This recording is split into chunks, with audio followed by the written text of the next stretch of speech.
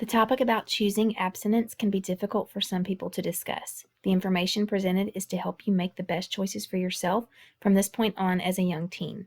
Please know that wherever you are in your journey, the information is not intended to make you feel negative. It is designed to inform and to encourage you to make wise choices for your mental, emotional, and physical well-being, regardless of the choices that have been made thus far. Choosing abstinence is simply your choice, but delaying sex is the best choice for you, and you will learn why in this unit. Always remember, no matter where you are on this path, you can always make a U-turn.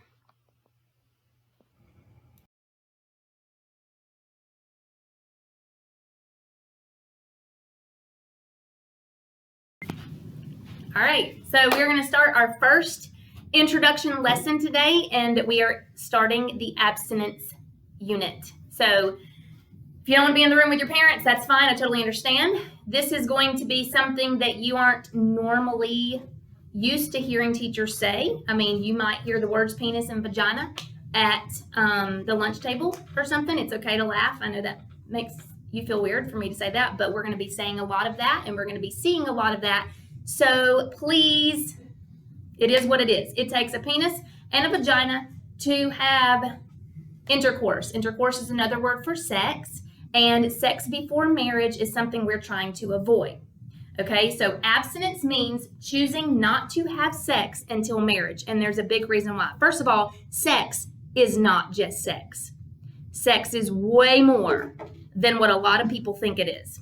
You guys are very blessed because you are the only school, middle school in Douglas County that is receiving this education in some way. I will go ahead and say that you are not going to get the full effect that you need to be getting because we're not actually in class, but I promise you I'm going to try to deliver quality as much as I possibly can. So choosing to refrain from sex before marriage is also known as abstinence, and it looks backwards, I think, on your screen. I don't know, but it's spelled with A. It's not absent, it's abstinence. Okay? So my job is to give you the tools on how to fulfill your purpose. Every single one of you were given a purpose a long time ago. I tell you that every single day. Your job is to figure out what that is. My job is to give you tools on how to do that. So choosing abstinence is one tool that is going to help you be successful and live a very well-balanced life. Okay? So first of all, you are going to have a sheet that looks like what is going on the screen right now. Okay, so you want to use this as a way to follow along whatever we're learning about, because this will be a way that you receive your grade as well. Okay, I do have some students in my classroom right now because I need them for demonstrations. So if you could please silence your cell phones, that would be fabulous, students. Okay, I also need that interaction a little bit and not just to teach to nobody. So later you can thank them. Okay, so first of all, looking at that sheet, we're first going to watch a video, okay? I will go ahead and say this, that am I stupid to think that after teaching all of this, every single one of you in here are going to choose to be abstinent? I'm not stupid. My hope, though, is that you do, because it is what is the best choice. And this curriculum is based off of something called choosing the best path. Okay, why in the world, Coach G, are we learning this in 7th grade? Well, you're learning this in 7th grade because people in 7th grade are having sex. Okay, and people in 8th grade are having sex. Okay, so we're trying to do our best to keep you from doing that because sex is not just sex.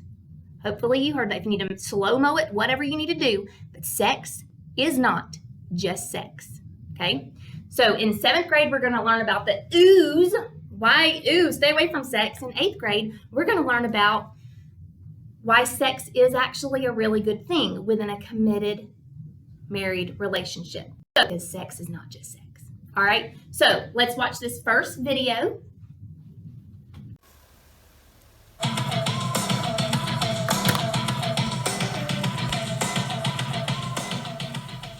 Most of my friends, I think, had lost their virginity freshman year.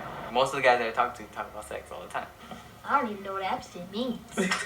I have no idea what I don't know what it abstinence means. No. I think I've heard the word before. I've heard it, but I But I heard can't remember what it is. I think it's okay to have sex before marriage because it's like you never know when you're gonna die, right? So if you die, let's say you die at like 16 or whatever, you ain't gonna be married at 16. So that's why we have like so many issues now with condoms and STDs, because people are having sex when they're not supposed to, having too many times having sex. That's not what they're talking about, and they're having sex before marriage. And that's why little girls turn up 14 years old and pregnant, 12-year-old girls having babies, and that's just because they hit puberty.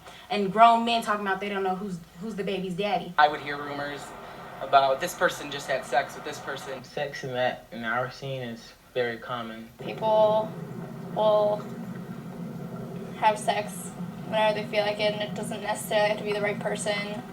Just, if they feel like it, they'll have sex. There's no such thing as casual sex.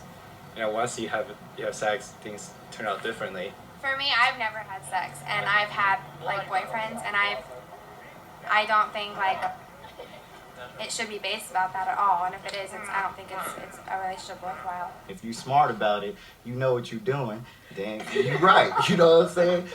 Like not having sex before marriage, you wouldn't need to use condoms in the first place, so you won't have to worry about anybody getting pregnant. And if someone gets pregnant, then you fathering a child. If you have AIDS or an STD, then somebody else is gonna catch it because you have it. And condoms are just another way of saying go ahead and have sex. We'll just make it safe for you to do it. That's all that is. But it's not good to have sex in the first place because anybody can get pregnant, and people still get pregnant with condoms. Condoms do break. It's not hard. I know that you can get things like AIDS from having sex and other STDs that could threaten your health and your life. I think the risks of sex are obviously getting STDs, getting pregnant. If I have sex, I can get pregnant, and that would really take a large chunk out of my life. So one of my friends has his child, and he's like 15. He's really going through a hard time being that he has his child, and he has to work and school at the same time, and he's thinking about dropping out, and I try to tell him, don't drop out, you need that. Things happen, accidents happen, and I just never wanted to take that chance. There's just consequences you can't even really see how it affects other people. You're just not sure all the time what can happen from it. So I just think it's a bad idea to mess with it. Okay. All right. So now looking at your sheets, tell me or kind of answer the questions. I'm going to give you a few seconds to answer some of those questions. The first question says, if you don't know where we are, you need to go back to Google Classroom and pull up the document that says Lesson 1, okay? But the first question says, what reasons do some teens give for being sexually active? Think about that. What reasons do some teens give for being sexually active? Give me a second to write that down. You can pause me if you need to. Number 2, what are some risks of having premarital sex? There's always 2 that come to mind first, right off the bat. And then number 3, why do you think the majority of teens today are not sexually active? Hold on, what? Raise your hand, not that I can see you because this is a recording, but to my students in here, raise your hand if you think that the majority of teenagers are sexually active. Teens ages 15 to 24. Raise your hand if you think that most teenagers are sexually active. Okay, so right now I've got 2 that are saying yes and 3 that are saying no. Okay, the answer is actually no. The majority of teens are not actually sexually active. Okay, it's very close. Okay, 48%, 48% to 50. No, it's not that. It's 49% to 51%. Sorry, 49% are sexually active. 51% are not. Now, there may be more people talking about, saying that they are. Okay, a lot of people like to feel like that they're with the in crowd and the majority of people, but they're not. So whenever you make the decision to not be sexually active, you are part of the majority. Okay, I get it. I understand that you're moving into a world where everybody around you feels like, says that they're going to be doing this. But we're going to learn about having an education about this stuff is going to give you better knowledge on how to make better decisions. When you have knowledge, you have more power. So applied knowledge is power. All right, here we go. We're going to watch another video. Okay, so now that you've answered the first three, we're going to watch the second video.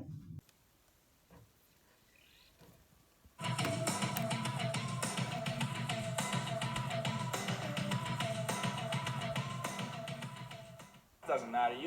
You're laying in bed with somebody. There's always going to be emotion with it. No matter how you look at it, there's always emotion. It was just something that happened. It affected me. It could be some drastic emotional effects from having sex. I ended up having sex when I was in 8th grade, and it was horrible experience. I felt that I lost a part of me, my identity. I didn't know who I was. I was looking to him to define who I was. Yeah, I had in my mind that I want to have sex with this girl. That I was a virgin back then, and I think that this was the spot I'm going to lose my virginity. Cool. I thought that I could be needed and loved, and the way I could get him to really need me more than anybody else, I could have sex with him, and I could do it better than anybody else. There's no emotional attachments, there's no strings attached. I'm good, I'm just having a fun time, and they don't mean anything to me. I'm gonna use them just like they use me. It is a very physical and personal thing, and it has a lot of emotions that play into it too. I think emotional is one of the most dangerous risks of having sex too early, because you become emotionally dependent on.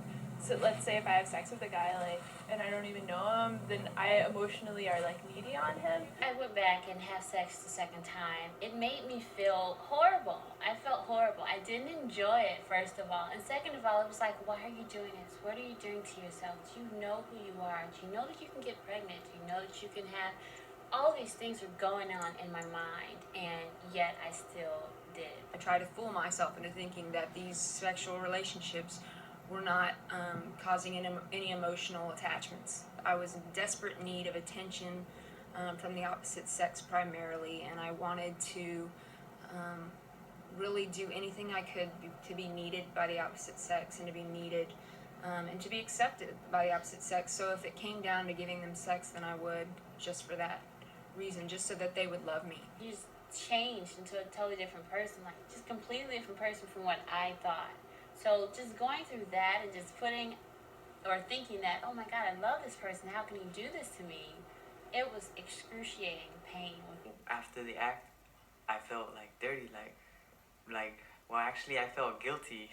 After riding my bike back home, inside I was like, what happened? I was tripping. I didn't know what was going on, because I had lost my virginity, and the whole week I had this stressful thing in my mind. I was emotionally unstable. I couldn't think straight. And if sex was supposed to make me feel like a man and stuff, I don't know. I wasn't feeling like a man or whatever.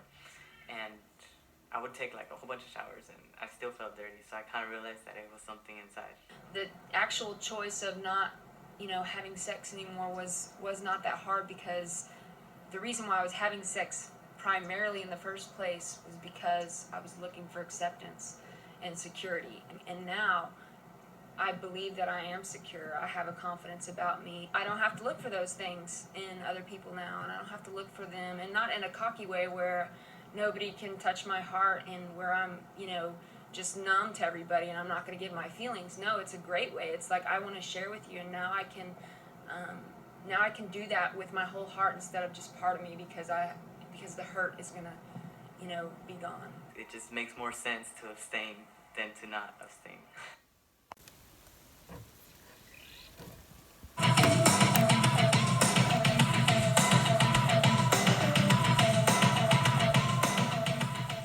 It doesn't matter. You're laying in bed with somebody. There's always going to be emotion with it. No matter how you look at it, there's always emotion. It was just something that happened. It affected me.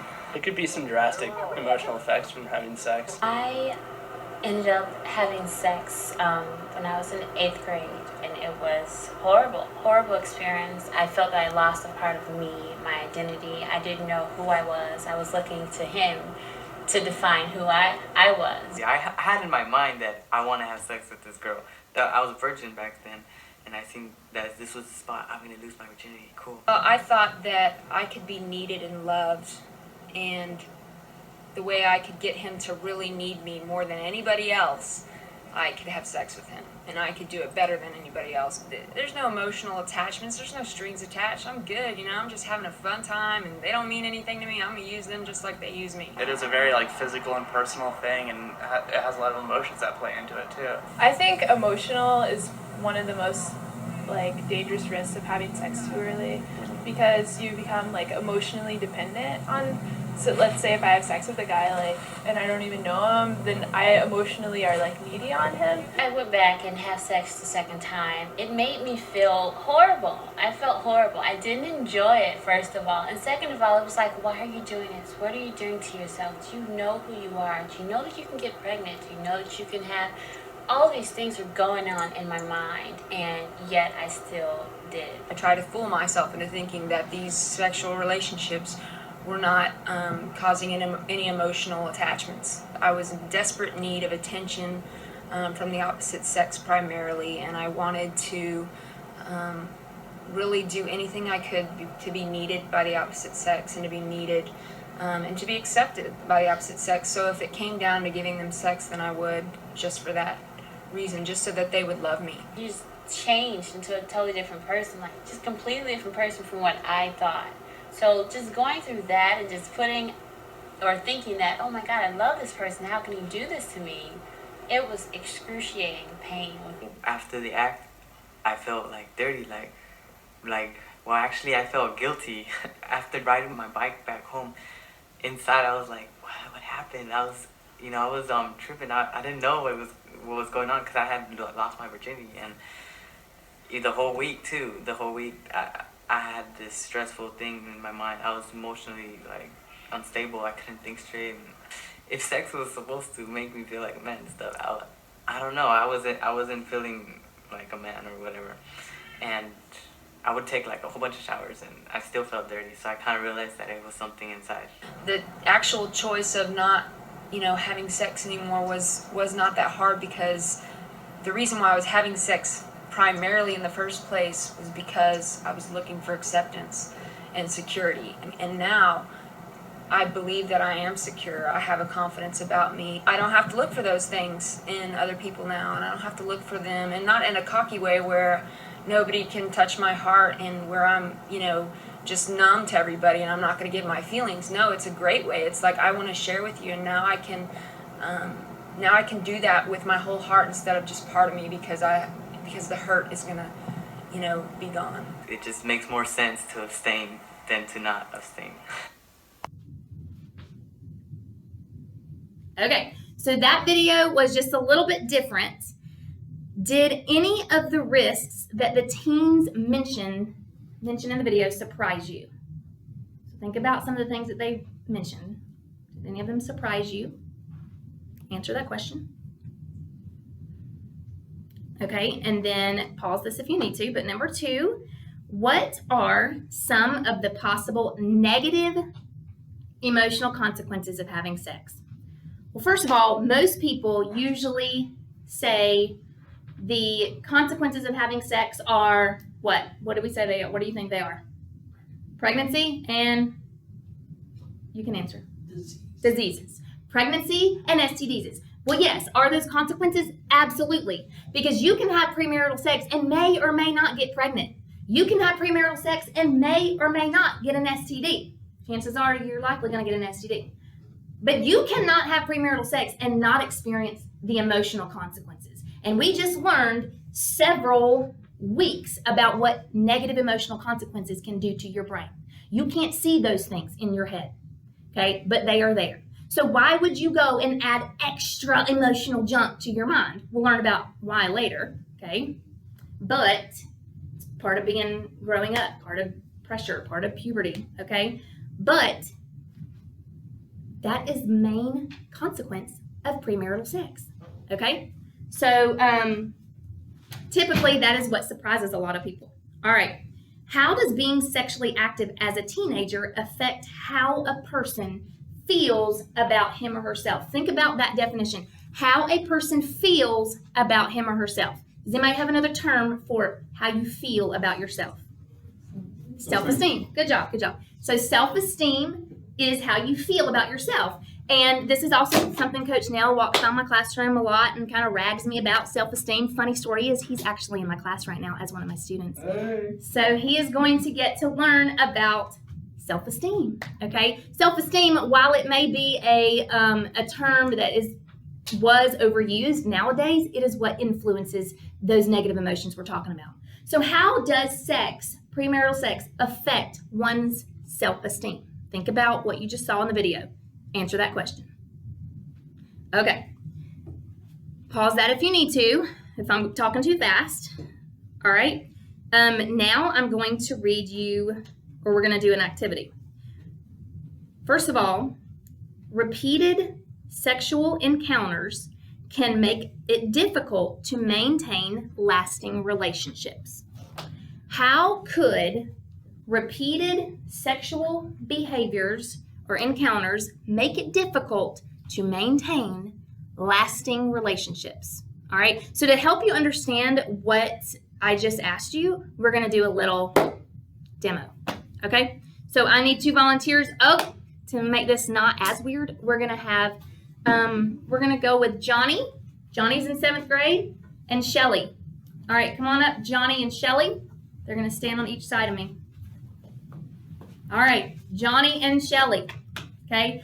Hypothetically speaking, because we're not implying anything, okay? We're just hypothetically speaking, okay? Johnny meets Shelly in 7th grade, okay? Now, I do have other people out here that I'm going to be using this activity with, so you understand when you don't see me, what I'm going to do, but listen, because I'm going to be talking to you.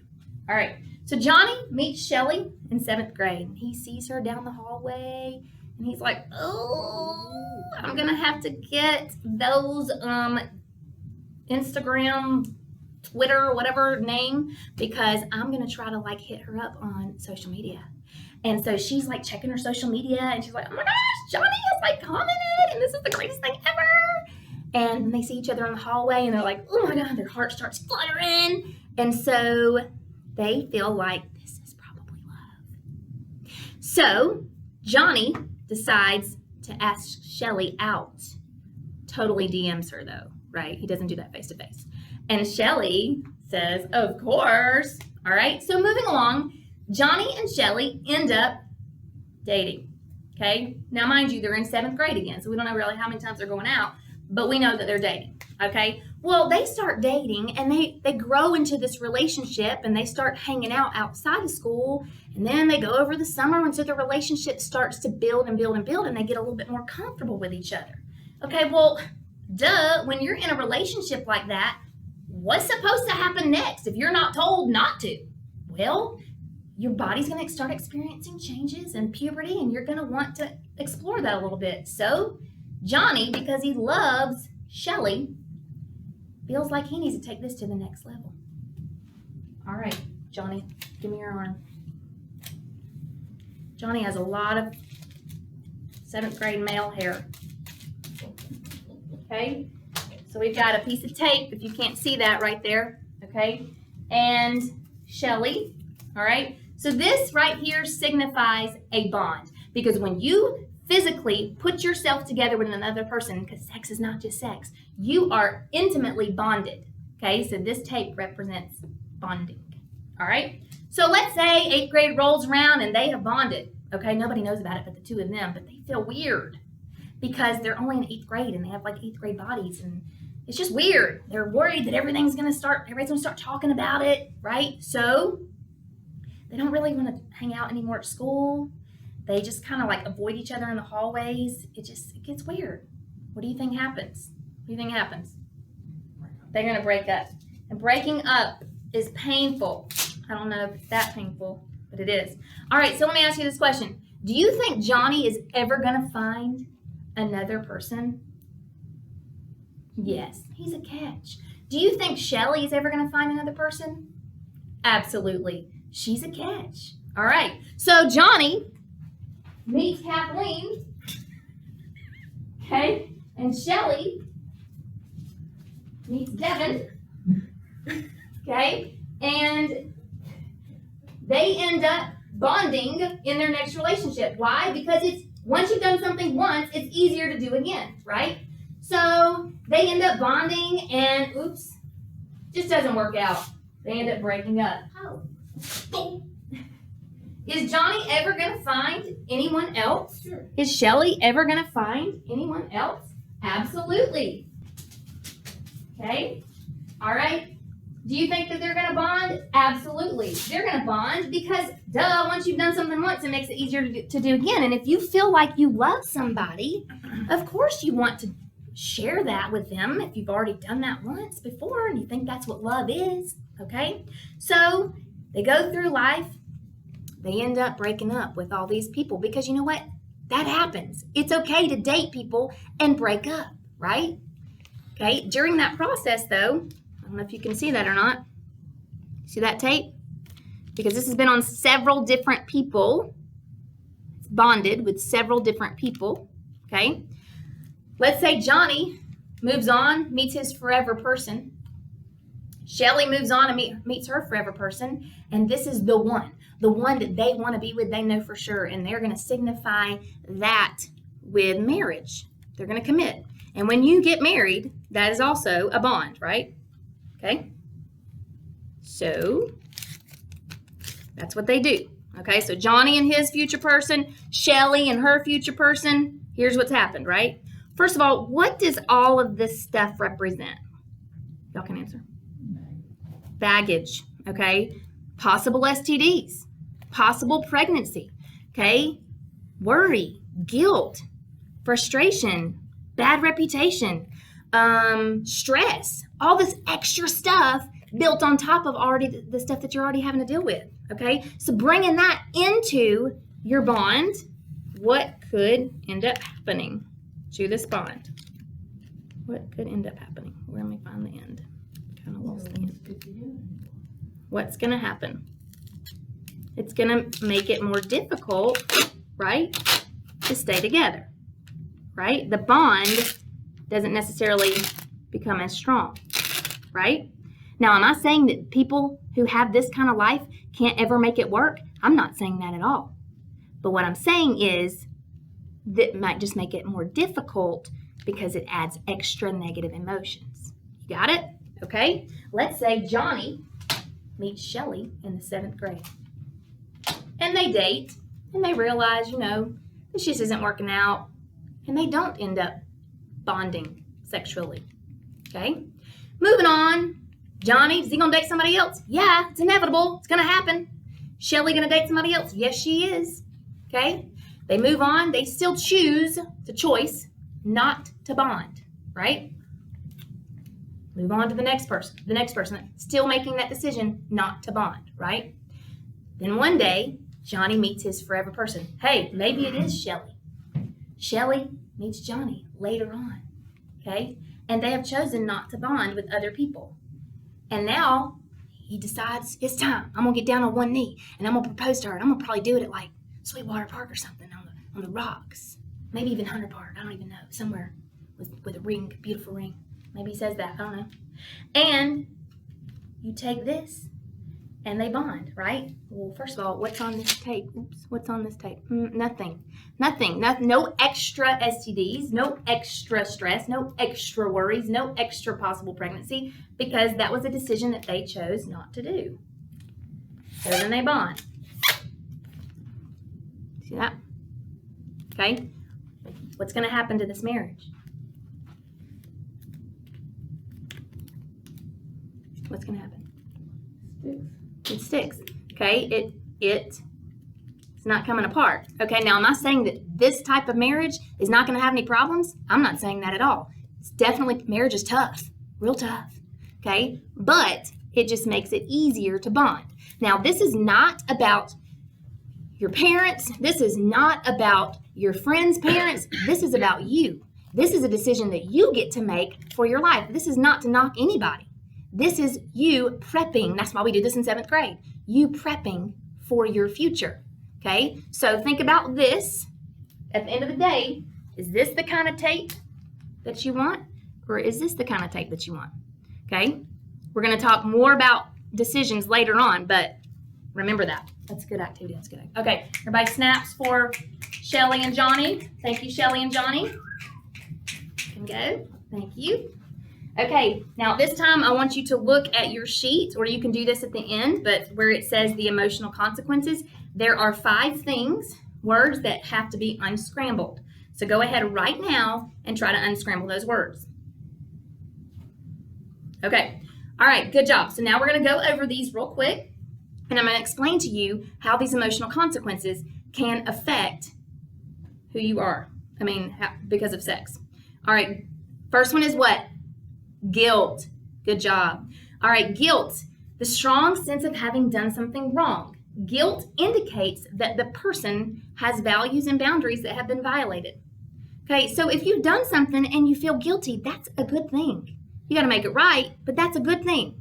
If you've done something wrong and you don't feel guilty, that's not a good thing. All right, so do people make mistakes? Yes. All right, we're just trying to keep you from making them at this point. All right, number 2, worry. Good job. You have enough to worry about. You have tests. You have boyfriend and girlfriend issues. You have friend issues. You have, oh my gosh, who am I going to sit with at lunch issues. You have, I can't believe they're going to see me when I get dressed in the PE room issues. You have, I can't find my new Apple Watch that my parents got me issues. That's tons of worry. Why would you want to add additional worry to your life? Okay? What else could you possibly be worried about?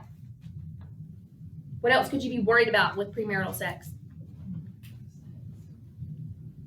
Other than, okay, maybe getting pregnant, okay, or getting a disease. Him not liking you. Him not liking me, yeah. Him creating a rumor, or her creating a rumor about you, building this bad reputation, okay? So there's lots of things to worry about, okay? Number 3, what is it? Number 3, good, disappointment. You never get that one for some reason. Okay, so disappointment. One of the reasons that teens become involved sexually is because they're curious. And a lot of times they find out that, whoa, that's not what I was expecting. You know why? Because the movies don't really lay it out there like it really is. Okay, you shouldn't be watching movies with sex in them anyways. But if that's where you're getting your mind about sex from, you're going to be disappointed. All right? When they try sex out of curiosity, they often feel disappointed. How else could a person feel disappointed when they have had premarital sex? Why else would a person be disappointed? Y'all know? Maybe about your parents, feeling like your parents are disappointed in you. Maybe maybe it's a decision that you made for yourself and then you gave up and you did that anyways. Okay, that's disappointment. All right. Next up, loss of self-respect. Well, we know that respect is considering other people's feelings before you speak and act. So the self-respect is what? Somebody give me the definition of that. Considering yourself before you speak or act. Think about that in the way that you dress, in the way that you talk, in the way that you move, in the jokes that you tell. Okay? How do you show self-respect? Well, a temporary sexual relationship can lower both people's self-respect. This cycle becomes hard to break and makes sex less special, which can produce a loss of dignity and self-worth. All right, and then the last one, depression. Yep. So what? Sex can lead to depression? Well, what did we learn that leads to depression? Negative emotional consequences. So when those negative emotional consequences are spiraling in your brain, okay, and it comes from extra worry and stress from premarital sex, do you think that has a potential to lead to depression? Absolutely.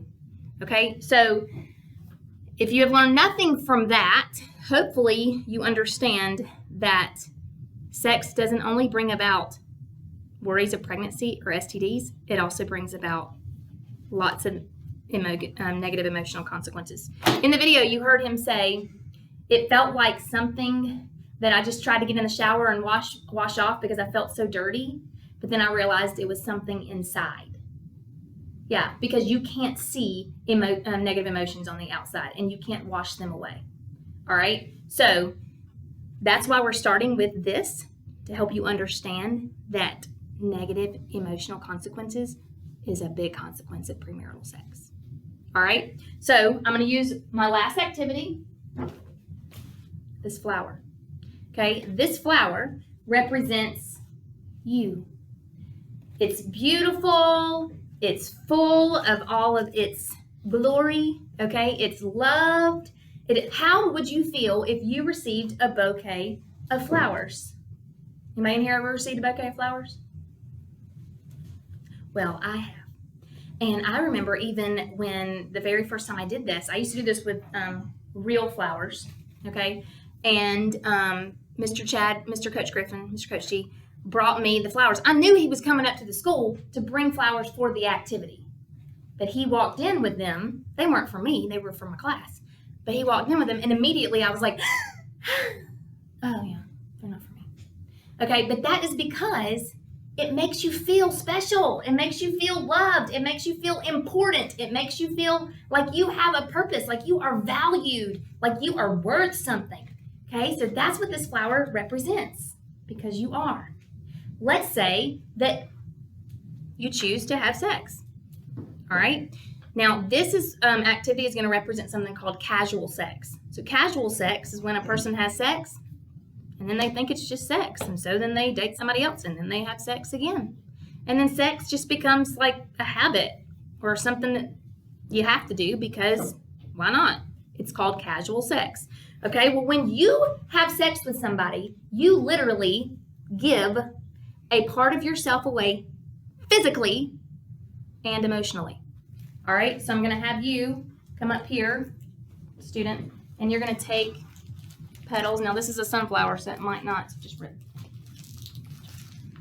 Oh, there we go. Okay, and then you.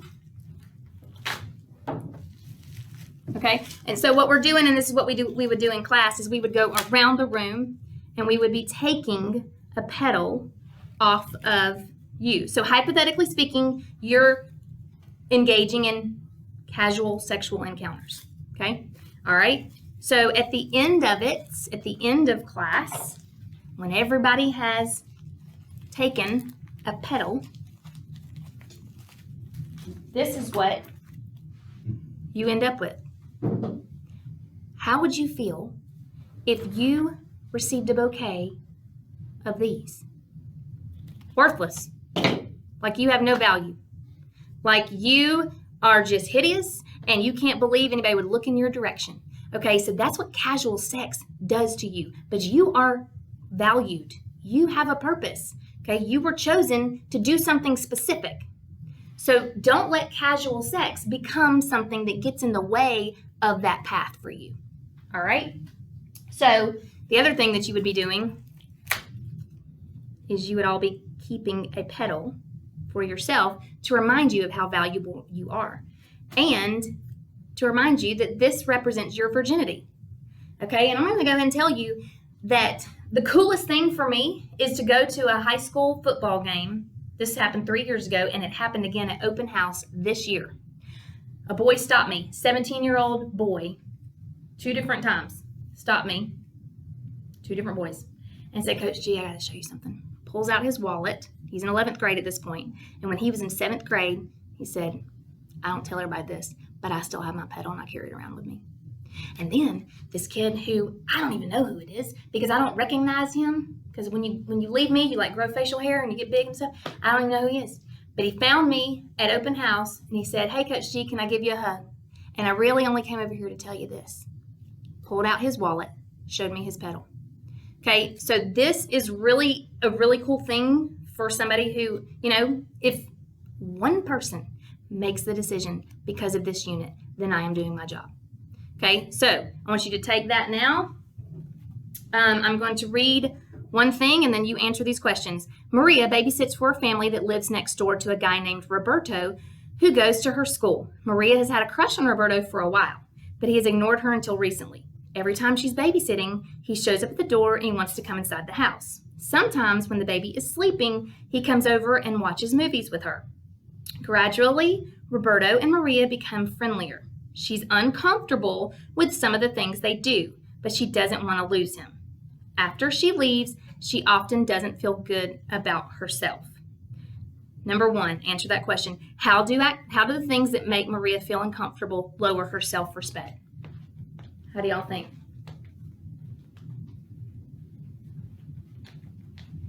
They weren't listening. But it's because she's doing things that make her uncomfortable just to please somebody else. And why was he not paying any attention to her to begin with? Or why all of a sudden is he paying attention? She's probably like filling out a little bit. They're probably, hormones are raging a little bit, and he notices that she's at home by herself. Okay? And that could go either way. All right, number 2, what other negative emotional consequences could Maria experience? And then the last one. And you really need to think about this one. Don't tell me, just think about it. If you were in Maria's place, what would you do? Be honest with yourself, because it's when you're not honest that's when we start making mistakes. So think about it so that we can make the right choices. All right, I hope you guys have a good one. We will do the next lesson next week. Make sure you turn in your sheet that we just completed for your grade.